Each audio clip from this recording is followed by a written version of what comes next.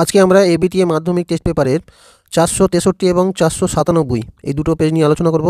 দেখো, অন্যান্য পেজ নিয়ে ইতিমধ্যে আমি আলোচনা করেছি, সেগুলো ডেসক্রিপশন লিঙ্কে পেয়ে যাবে, ওগুলো একটু দেখে নেবে। দেখো, একের দাগের 1.1 গ্রিন হাউস গ্যাস নয়। দেখো, কোনটা গ্রিন হাউস গ্যাস নয়? এটা হচ্ছে অক্সিজেন, ডিটটা। 1.2 বয়লের সূত্রে পি লেখচিত্রের প্রকৃতি, এটা হবে পি অক্ষের সমান্তরাল। দেখো, লেখচিত্র জানো, এটা যদি পিভি হয়, এটা পি, তাহলে লেখচিত্র এই ধরনের হয়, পি অক্ষের সমান্তরাল। 1.3 এসটিপিতে 1 লিটার হাইড্রোজেন গ্যাসের ভর, এটা তোমরা সকলে জানো, 0.089 গ্রাম। 1.4 কঠিন তরল গ্যাসের আয়তন প্রসারণ গুণাঙ্ক গামা এস, গামা এল ও গামা জি হলে, তাহলে gamma G greater than gamma L greater than gamma S হয়। 1.5 মানুষের চোখে রেটিনা যে প্রতিবিম্ব সৃষ্টি হয় তা হলো সদ এবং অবশিষ্ট। 1.6 আলোর প্রতিসরণের ক্ষেত্রে অপরিবর্তনীয় রাশিটি হলো, তাকে উত্তর হবে কম্পাঙ্ক, সিটটা। 1.7 দেখো, নিচের কোনটি রোধাঙ্ক উষ্ণতা বৃদ্ধির সঙ্গে হ্রাস পায়? উত্তর হচ্ছে অর্ধপরিবাহী। 1.8 নিচের কোনটি 1 ওয়াট বোঝায় না? দেখো, এখানে এই সবগুলো কিন্তু 1 ওয়াট, ডিটটা হবে 1 ভোল্ট ইন্টু 1 ওহম। 1.9 দেখো, নিউক্লিয় রিয়াক্টরে মডারেটর বা মন্দন হিসেবে ব্যবহৃত হয় কোনটি? উত্তর হচ্ছে গ্রাফাইট, বিটটা। 1.10 দেখো, দীর্ঘ পর্যায় সারণীর 2 নম্বর শ্রেণীর মৌলগুলোকে বলা হয় ক্ষারীয় মৃত্তিকা ধাতু। 1.11 দেখো, কোন যৌগটির স্বতন্ত্র অণুর অস্তিত্ব নেই? দেখো, এখানে উদাহরণ হচ্ছে সিএও। 1.12 দেখো, NaCl এর মধ্যে সমপ্রবাহ পাঠালে তড়িৎ পরিবহন করে ক্যাটন এবং অ্যানায়ন। 1.13 দেখো, হেবার পদ্ধতিতে অ্যামোনিয়া প্রস্তুতির সময় যে অনুঘটকটি ব্যবহৃত হয় তা হলো, তো হচ্ছে লৌহচূর্ণ। 1.14 দেখো, বিমানের কাঠামো তৈরিতে ব্যবহৃত সংকর ধাতুটি হলো ডুরালুমিন। 1.15 দেখো, প্রোপাইন যৌগে হাইড্রোজেন পরমাণুর সংখ্যা এন H2n-2। প্রোপাইন মানে এখানে 3টে কার্বন আছে, তাহলে এন এর মান হচ্ছে 3, তাহলে এখানে হাইড্রোজেন কত হবে? দেখো, 2 ইন্টু 3 - 2 মানে কত হবে? 4, তাহলে এখানে কোন অপশানটা হবে? বি এর অপশানটা হবে। বিভাগ খ দেখো, পাওয়ার অ্যালকোহল কি? দেখো, পেট্রোলের সঙ্গে যদি ইথানল মেশানো হয় 10%, সেটা গাড়ির জ্বালানি হিসেবে ব্যবহার করা যায়, তাহলে ওই যে মিশ্রণটা, ওকে পাওয়ার অ্যালকোহল বলা হয়। 2.2 দেখো, গ্রিন হাউস এফেক্টের একটি সুবিধা লেখো। দেখো, গ্রিন হাউস এফেক্টের ফলে কিন্তু আমাদের পৃথিবীর যে বায়ুমণ্ডলের উষ্ণতা কিন্তু নিয়ন্ত্রিত থাকে। পিভি লেখচিত্রের প্রকৃতি কীরূপ? দেখো, পিভি লেখচিত্র এই ধরনের। দেখো, একটা সমপরাবৃত্ত একটা লেখচিত্র হয়। 2.4 দেখো, 0 ডিগ্রি সেলসিয়াস, 0 ডিগ্রি ফারেনহাইট ও 0 কেলভিনের মধ্যে কোনটি উচ্চতর উষ্ণতাকে নির্দেশ করে? দেখো, সেলসিয়াস, ফারেনহাইট আর কেলভিনের মধ্যে সম্পর্ক হচ্ছে C/5 সমান M-32/9 সমান K-273/5। এখানে যদি তুমি মানগুলো বসাও, তুমি দেখতে পাবে যে এখানে সেলসিয়াসের উষ্ণতাটা কিন্তু বেশি। অথবা দেওয়া আছে, দেখো, শুষ্ক বায়ু অপেক্ষা আর্দ্র বায়ু হালকা, এটা কিন্তু সত্য হবে। 2.5 দেখো, কোন পরীক্ষার সাহায্যে জানা যায় যে প্রতিটি পদার্থের উপাদানের তাপ পরিবাহিতাঙ্কের মান আলাদা? এটা হচ্ছে ইঞ্জেন হজের যে পরীক্ষাটা আছে সেটা। অথবা দেওয়া আছে, দেখো, শূন্যস্থানের তাপ পরিবাহিতাঙ্কের মান কত? শূন্যস্থানের তাপ পরিবাহিতাঙ্কের মান কিন্তু 0, 0। 2.6 দেখো, একটি গলি দর্পণে ফোকাস দূরত্ব F, দর্পণটিকে জলে নিমজ্জিত করলে ফোকাস দূরত্ব কত হবে? ফোকাস দূরত্ব কিন্তু কোনো পরিবর্তন হবে না, Fই থাকবে। 2.7 দেখো, কোনো ধরনের রশ্মি মানবদেহে ভিটামিন ডি তৈরি করে? উত্তর হচ্ছে আল্ট্রাভায়োলেট রশ্মি। 2.8 দেখো, উষ্ণতা বৃদ্ধিতে রোধাঙ্ক হ্রাস পায় এমন দুটি পদার্থের উদাহরণ দাও? উত্তর হচ্ছে সিলিকন বা জার্মেনিয়াম। 2.9 দেখো, 200 ভোল্ট 100 ওয়াট রেটিংযুক্ত বাতির মধ্যে সর্বোচ্চ কত প্রবাহ যেতে পারে? দেখো, আমরা জানি P সমান V ইন্টু I, তাহলে এখানে I এর মান কত হবে? দেখো, I সমান হচ্ছে P/V, তাহলে P এর মান যদি 100 হয়, V 200 আছে, তাহলে উত্তর হবে 1/2 বা 0.5 অ্যাম্পিয়ার। 2.10 দেখো, ইউরেনিয়াম খনিতে কোন নিষ্ক্রিয় গ্যাস পাওয়া যায়? উত্তর হচ্ছে রেডিয়াম না, রেডন। অথবা দেখা আছে, ক্যান্সার চিকিৎসায় কোন তেজস্ক্রিয় আইসোটোপ ব্যবহৃত হয়? উত্তর হচ্ছে কোবাল্ট 6027।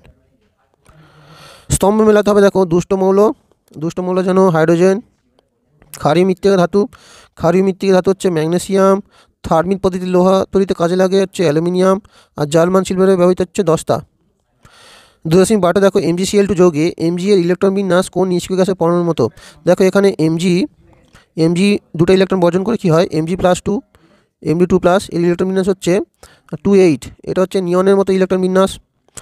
2.13 দেখো অম্লায়িত জলে তড়িৎ বিশ্লেষণ করে ক্যাথোডে 2 গ্রাম হাইড্রোজেন গ্যাস পাওয়া গেল, অ্যানোডে উৎপন্ন অক্সিজেন গ্যাসের ভর কত হবে। দেখো হাইড্রোজেন আর অক্সিজেন গ্যাসের ভরের অনুপাত হচ্ছে 1:8, তাহলে হাইড্রোজেন যদি 2 গ্রাম হয়, অক্সিজেন কত হবে, অক্সিজেন হচ্ছে 2/16 গ্রাম, অক্সিজেন হবে 16 গ্রাম। 2.14 দেখো অ্যানোড মাঠ কি। দেখো তড়িৎ বিশ্লেষণের সময় অ্যানোডের নিচে কিন্তু সোনা, রূপো, প্ল্যাটিনাম এই ধাতুগুলো জমে থাকে, একে কাদার মতো জমে থাকে, একে অ্যানোড মান বলা হয়। অথবা দেখা যাচ্ছে অ্যালুমিনিয়াম ধাতু নিষ্কাশনে তড়িৎ বিশ্লেষণ রূপে কী ব্যবহৃত হয়। উত্তর হচ্ছে অ্যালুমিনিয়াম অক্সাইড Al2O3। 2.15 দেখো পরীক্ষাগারে ধাতুমূলক শনাক্তকরণে কোন গ্যাস ব্যবহৃত হয়। উত্তর হচ্ছে অ্যামোনিয়া NH3। 2.16 দেখো নাইট্রোলিয়াম কি। দেখো নাইট্রোলিয়াম হচ্ছে ক্যালসিয়াম সায়ানামাইড CaCN2 আর কার্বনের মিশ্রণ, একে নাইট্রোলিয়াম বলা হয়। ওলিয়ামের রাসায়নিক নাম ও সংকেত কি। দেখো ওলিয়ামের সংকেত হচ্ছে H2S2O7, এর নাম হচ্ছে পাইরোসালফিউরিক অ্যাসিড।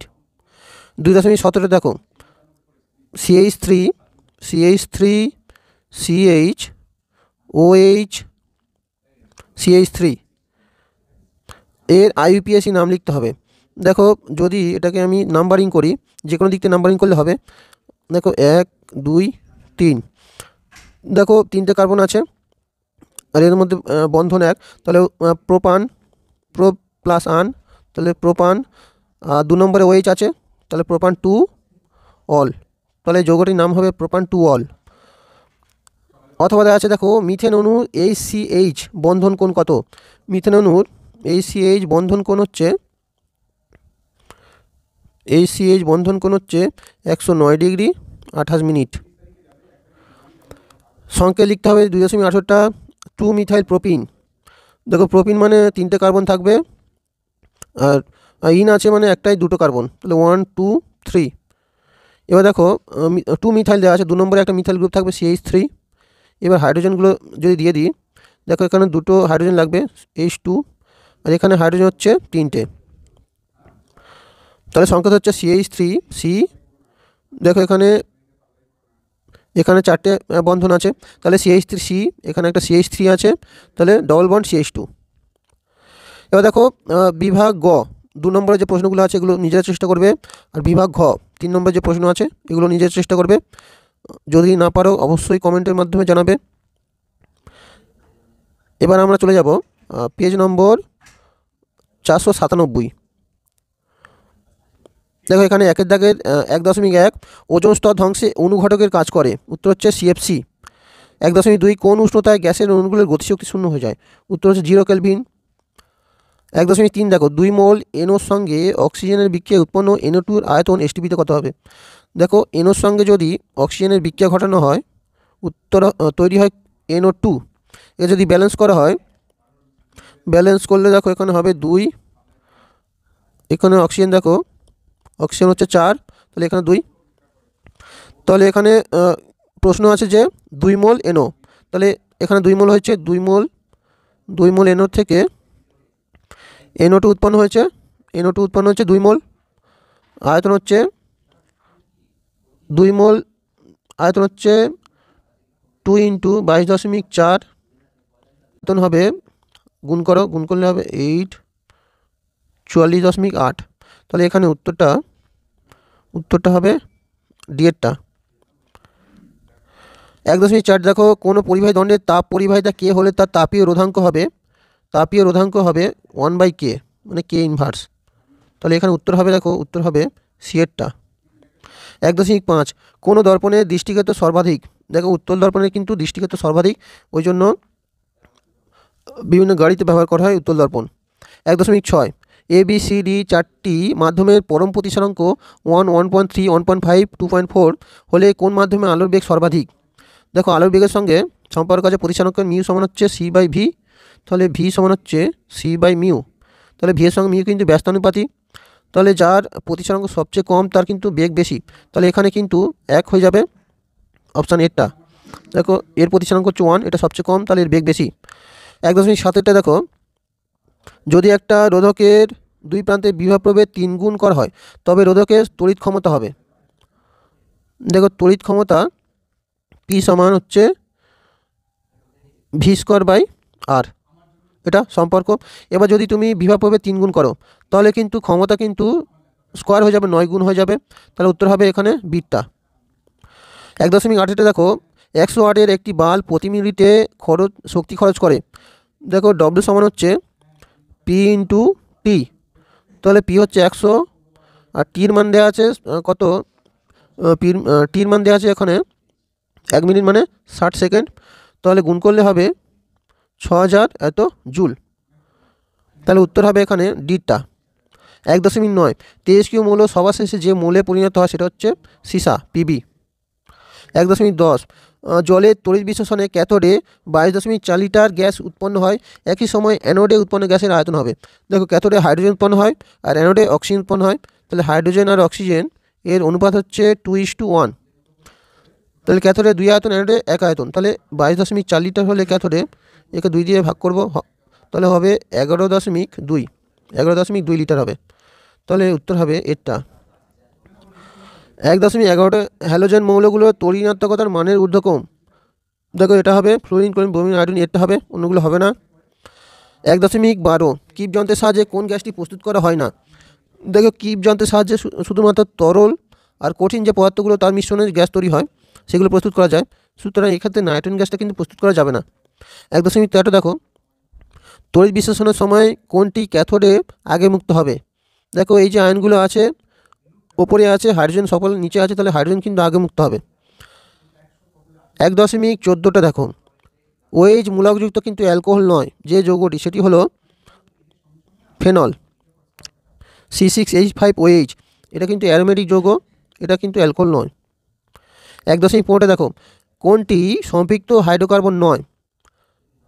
দেখো মানে অসম্পৃক্ত যে হাইড্রোকার্বন, অসম্পৃক্ত হাইড্রোকার্বন কোনটা, এটা সিটটা, অন্যগুলো কিন্তু সম্পৃক্ত। দেখো বিভাগ ক্ষয় 2 দাগের 2.1, ওজোন অণু অক্সিজেন অণুতে বিয়োজিত হয় এমন সমীকরণের সাহায্যে দেখাও। দেখো ওজোন অণু আলট্রাভায়োলেট রশ্মির সাহায্যে কিন্তু ওজোন পরমাণু একটা অক্সিজেন অণু আর অক্সিজেন পরমাণুতে পরিণত হয়।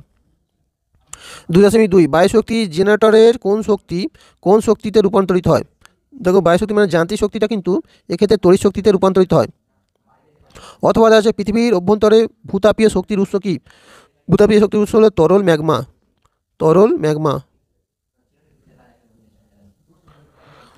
2.3টা দেখো, স্থির চাপে আদর্শ গ্যাসের আয়তন প্রসারণ গুণাঙ্কের মান কত। দেখো স্থির চাপে গ্যাসের আয়তন প্রসারণ গুণাঙ্কের মান হচ্ছে 1/273 ডিগ্রি সেলসিয়াস ইনভার্স। পরের যে কোশ্চেন আছে, বায়ুশক্তি জেনারেটরের যথাযথ কার্যকারিতার জন্য বায়ু প্রবাহের বেগ ন্যূনতম কত হতে হবে। দেখো উত্তর হচ্ছে 15 কিলোমিটার/আওয়ার। 2.4টা দেখো, পরম উষ্ণতার সঙ্গে গ্যাস অণুর গড় বেগের সম্পর্ক লেখো। দেখো পরম উষ্ণতার সঙ্গে গ্যাস অণুর গড় বেগের সম্পর্ক C সমানুপাতিক √T। পরের যে প্রশ্নটা আছে দেখো, তাপ দিলেও বস্তুর তাপমাত্রা বাড়ে না এমন ক্ষেত্রের উদাহরণ দাও। দেখো এটা বিভিন্ন ক্ষেত্র হতে পারে, যেমন বরফের গলন, সম্পূর্ণ বরফ গলা না পর্যন্ত কিন্তু উষ্ণতা কিন্তু স্থির থাকে। এবার দেখো পরের প্রশ্ন দেখো, আদর্শ পরিবাহীর ক্ষেত্রে তাপ পরিবাহিতাঙ্কের মান 0।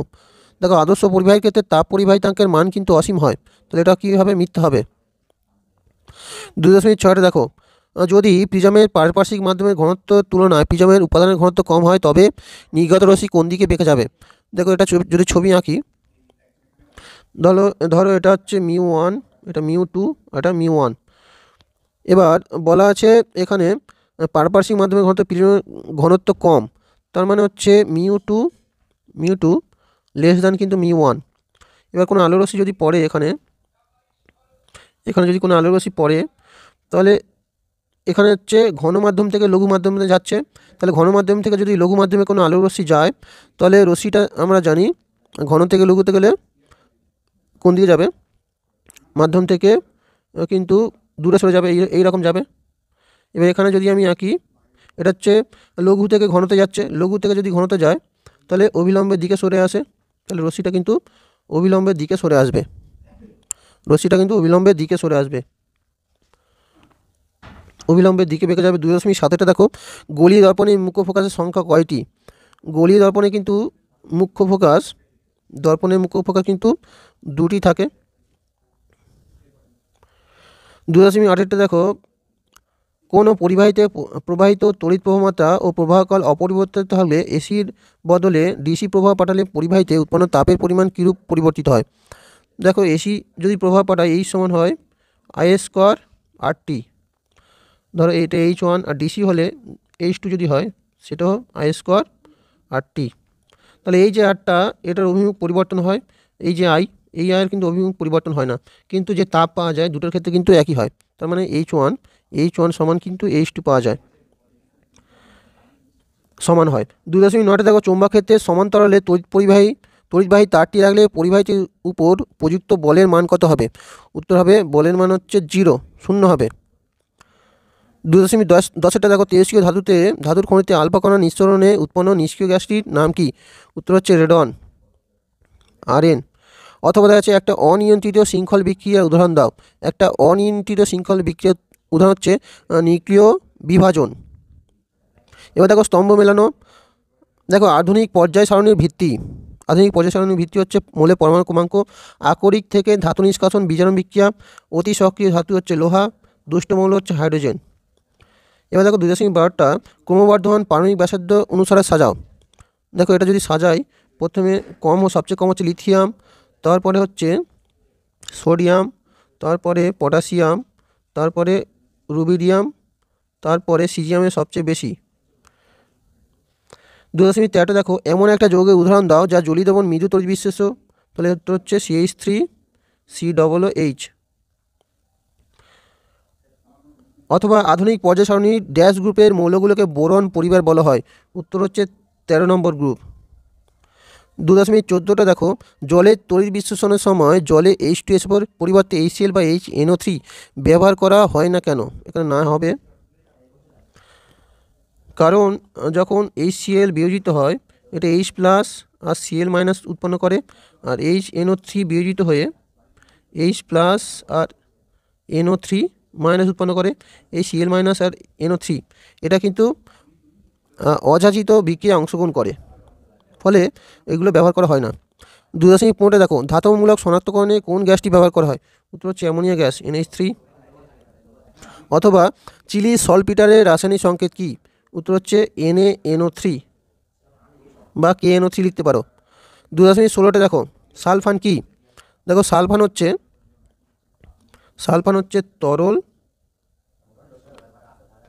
তরল কিন্তু H2SO7, তরল পাইরোসালফিউরিক অ্যাসিডকে আমরা সালফান বলি। সিএনজি এর মূল উপাদানের গঠন সংকেত কি? সিএনজি এর মূল উপাদান হচ্ছে মিথেন, H.